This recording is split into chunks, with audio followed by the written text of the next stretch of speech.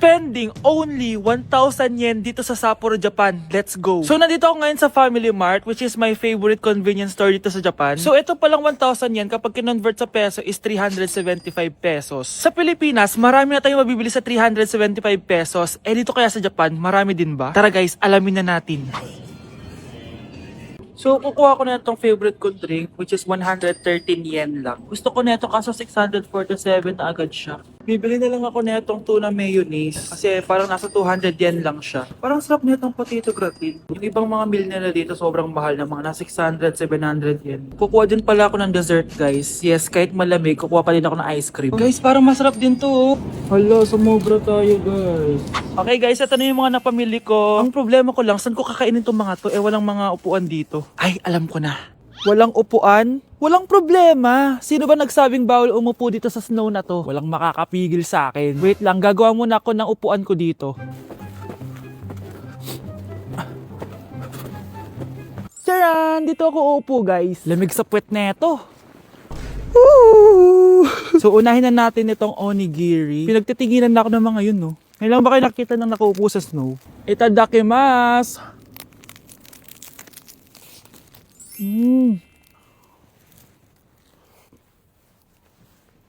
Sarap! Next naman itong pamichiki. Wow, boneless to guys ha.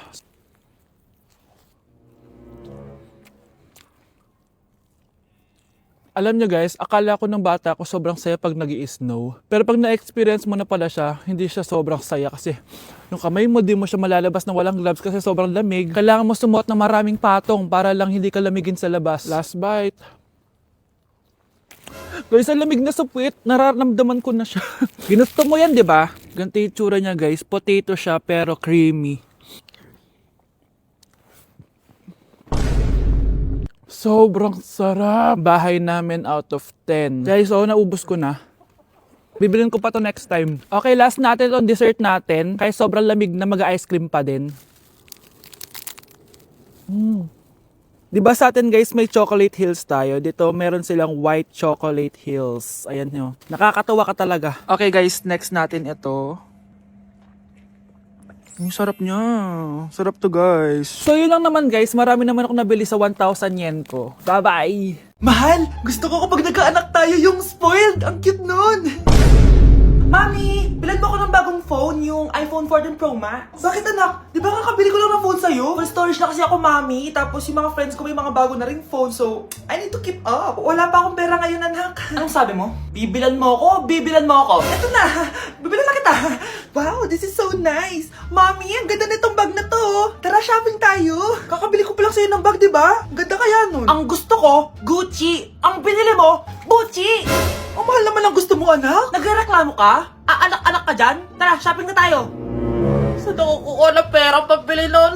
Anak, kain ka na. Pinagluto kita ng paborito mo.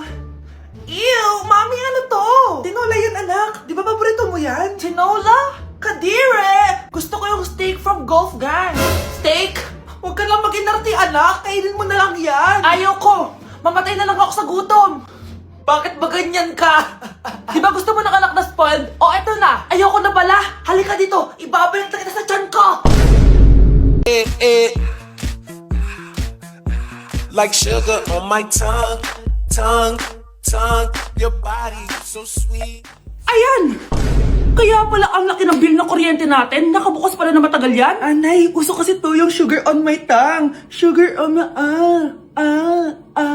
Ganon. May alam din ako uso na pwede mong gawin. Talaga, Nay? Ano yun? Gagawin ko. Walang baon for a day. Ipambabayad ko sa kuryente yung baon mo. Nay naman eh. Ito na, isasara ko na to. Huwag mong babawasan baon ko ah. Akin na nga tong cake na to. Sige na, pumasok ka na sa kwarto mo.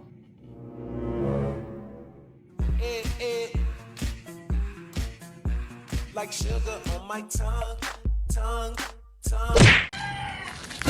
Tindahan ni Crush yun ah. Makabili nga. Pabili po. Ano yon? Ay, hello. Pabili po nun. Sige. Andiyan po ba yung crush ko? Ay, wala siya. Natutulog siya.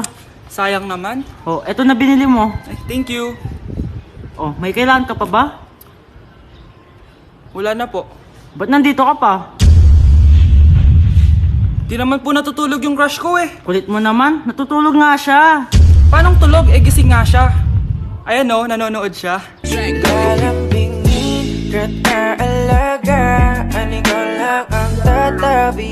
At dahil magpapasko na at patapos na ang taon, isi-share ko sa inyo ang mga naging achievements ko this year. Pero kada achievement, kakagat ako dito sa Chicken Joy. First achievement ko this year is yung nakapagpatayo ako ng sarili kong business, which is yung laundry shop ko. And thank you Lord kasi sobrang successful niya and manifest ko na more sales pa next year. Cheers! Second achievement ko this year is nakapag-travel ako sa maraming bansa this year. I know that Little Vince would be so proud of me kasi napupuntahan ko na yung mga lugar na hindi ko kayang puntahan dati. Cheers guys! At eto, super proud ako kasi natitreat ko na yung family ko, nadadala ko sila sa mga lugar na gusto nilang puntahan at napapakain ko sila sa mga masasarap. Kaya naman today, bibili tayo ng fave nila. Tara, samahan niyo ako. This Christmas, gusto ko mag-band naman kami ng family ko kahit sobrang busy namin this year. This is why ang handaan namin is with Jollibee this Christmas season. Pinagsaluhan namin tong family super meal scene dahil meron na tong 6-piece chicken joy bucket, Jolly Spaghetti family pan, 3 sides, and 3 drinks. Ayan! Everyone, kain na tayo! O diba, kita nyo naman mga reaction nila? Excited yarn? Aba, napaka-sweet pa rin no? Kahit 25 years na yan sila. Buti na lang bakasyon na ng mga kapatid ko at nakasama ko sila. Parang hindi palagi nag-aaway oh. At syempre, papahuli ba kami sa eksena? Sobrang nakakatuwa talaga kapag nakakapag-banding kayo ng family mo. Ang sarap talaga sa feeling kapag kompleto kayo at masaya nagsasalo-salo sa pagkain. Sobrang happy ko dahil ang dami kong achievements this year. At pinramis ko sa sarili ko na mas gagalingan ko next year. Sa amin, part na talaga sa yearly tradition namin ng Jollibee. Hindi talaga tumawawala sa mesa namin. Update sa nawala kong passport. 9 o'clock na ng umaga at literal na wala akong tulog sa kaka-overthink ko. So pupuntahan ko na yung store kung saan ko naiwan yung passport ko. Lord, sana nandun pa. Nag-search ako tapos 10 a.m. daw sila nagbubukas. So pupunta na tayo doon bago sila magbukas. So naglalakad lang ako papunta sa subway. Nandito na ako sa subway guys and kinakabahan na ako. Hindi ko talaga alam gagawin ko pag wala talaga doon. No, hindi pwede. Makakapag-Japan kami. Kasi sayang yung mga binayad ko be. Guys, nakasakay na ako. Guys, nandito na tayo. Kinakabahan ako. Tapos naiihi pa ako. Guys, wish me luck, Lord. Please, sana nandun. Nandito na tayo sa Myeongdong, guys. Tapos dun yung papunta dun sa store. Ako lang pala mag-isa ngayon, guys. Hindi ko kasama si Honey Bunch. Solo traveler. Pinapaayos ko kasi siya ng mga gamit. Pag uwi ko dun sa hotel, diretso na kami airport. Ganun. Grabe sa isang katangahan. Sobrang mahal. Mahal maging tanga dito, guys. Wait lang, may napapansin ako. Parang ang fresh ko dito sa Korea. Yun ang glass skin, no? Ito yung store, yung tier. Diyan ko nawala yung passport ko. Lo, tinitignan ako na ito, oh. Guys, may mga staff na. Try ko magtanong if may nakita silang passport. Sana pansinin ako. Hello? Deadma challenge sila, guys. I left my passport yesterday here. Yes. Can you please check? Guys, ano nandito? Pinakabahan na ako. Lord, please. Magkakabait na ako, please. Hala, guys. Hala, ano tong hawak ko? Passport ko yata to. Yes, makakapag-Japan tayo, guys. Over naman, no? Hindi na siya nag-overthink. Inisip ko ngayon, pupunta tayo ng Japan. Guys, nasa airport na kami. Tuloy na kami sa Japan. Bye, Korea.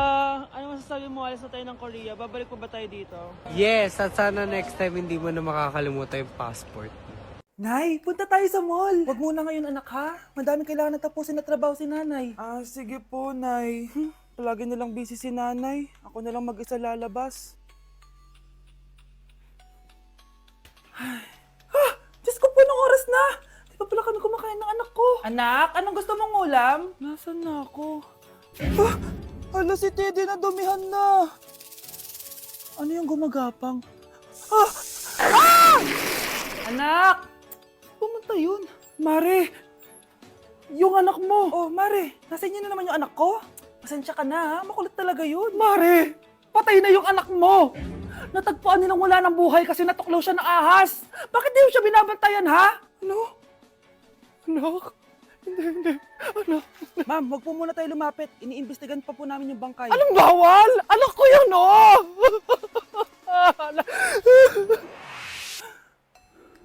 Nay, punta tayo sa mall. Anak, buhay ka. Sige anak, labas tayo. Punta tayo ng mall. Yay! Pumunta kami ng mall. Oh anak, nag-enjoy ka ba sa mall? Opo, Nay. Nag-enjoy talaga ako. Kaso, nagugutom na ako, Nay. Kumain ka na, anak. May tira pang pagkain dyan sa lamesa. May aasikasuhin lang ako trabaho, ha? Sige po, Nay. Ang sarap! Salamat naman at nabuhay ang anak ko. Anak, tapos ka na ba Anak? Anak! Anak! Ayoko mawala ka ulit sa akin! Nay, punta tayo sa mall. Bumalik na naman ako. May sumpa ata tong kwintas na to. Kailangan kitang itapon para tumigil na tong sumpa na to.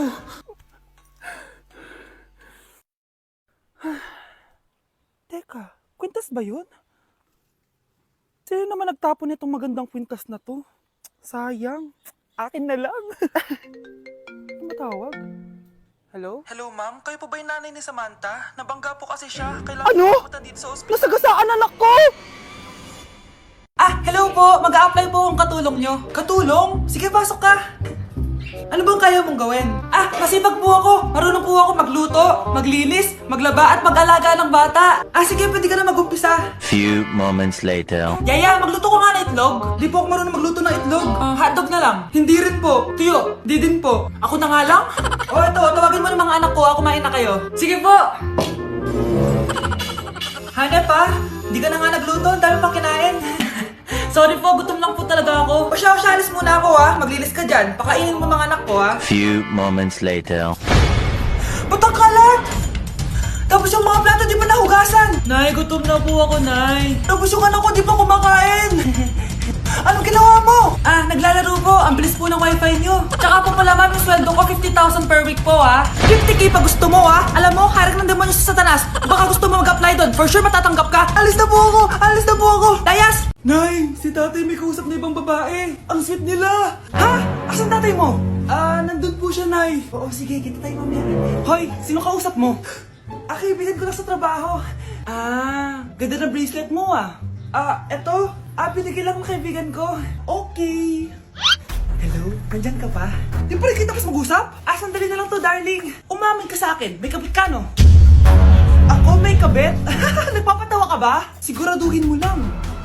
A few moments later. Uy, Mare! Uy, anong balita? Tignan mo yung bracelet na binigay sa akin ng boyfriend ko. Wow, ganda! Ganda, di ba? Sabi niya mahal daw to. Hello po, ma'am? Hinahanap po kasi namin yung nagnakaw ng bracelet. Ganito po yung itsura niya.